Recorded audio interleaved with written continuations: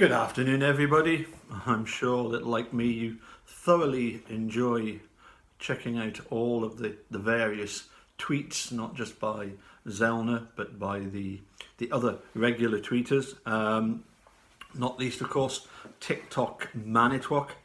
Yesterday, his tweet included a comment about Ryan Foley and included the whole of the conversation, the interview between Ryan Foley and Ken Kratz, the infamous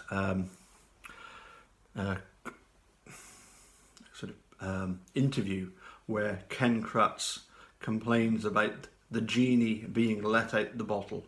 And this was obviously Ryan Foley that eventually spilt the beans on Ken Kratz's texting. And the whole 20-minute interview is there, so I would strongly advise going and listening to it. It's quite incredible to hear Ken Kratz complaining about somebody feeding the press when you consider his March 2nd press conference back in 2006. The absurdity of it. It's just the hypocrisy. That's the word I'm looking for. Totally hypocritical of him. Anyway, if you go to that, I think it's Convoluted Brain that's got the audio clip. So you go to that audio clip, you'll find it, as I say, on TikTok Manitwok's one of his tweets yesterday. He does tweet a lot, but they're all very, very good. If you go to that recording, go to the 5:20 mark, and you will hear Ken Kratz's voice go even higher than anybody thought could be imaginable. And of course, this has led to speculation as to how is it that his voice is so high-pitched. And so, as a musician, I thought it was my responsibility to do a little bit background investigation on this. And so for Ken and for anybody else listening, here's what I found.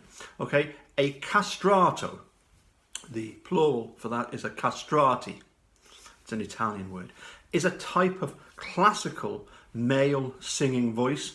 It's equivalent to that of a soprano or a mezzo-soprano or a contralto.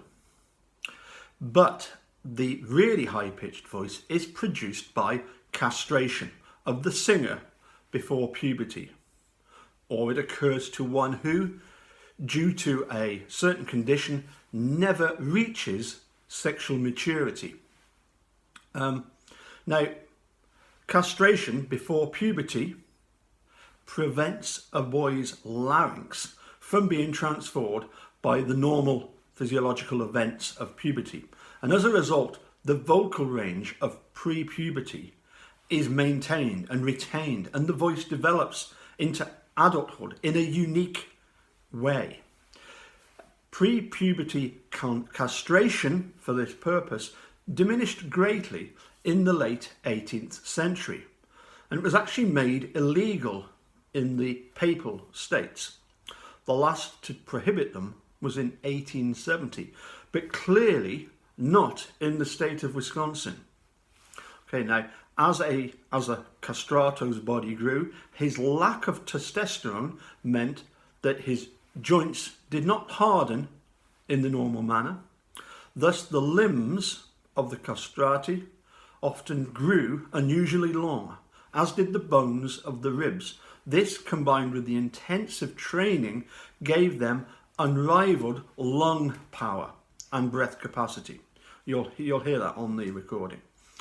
Now, operating through a small child-sized vocal cords, their voices were also extraordinarily flexible. You'll hear that as well, and quite different from the normal adult voice, even the normal adult female voice. Their vocal range was higher than that of an uncastrated adult male.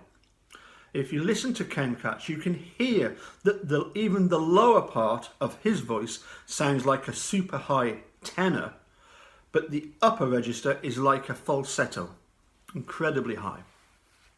Now, castrati were referred to as such in the 18th century, but then the euphemism musico became generally used, although it carried a certain derogatory implication. Another synonym was the everato, literally meaning emasculated. And of course, eunuch is another more general term. Now, as I say, it's pretty obvious that Ken Kratz is one of these castrato and that he did have his testicles removed before birth. But if by any chance he still does have his testicles, rest assured, Kathleen Zellner is coming after him. He won't have them for much longer. Bye for now.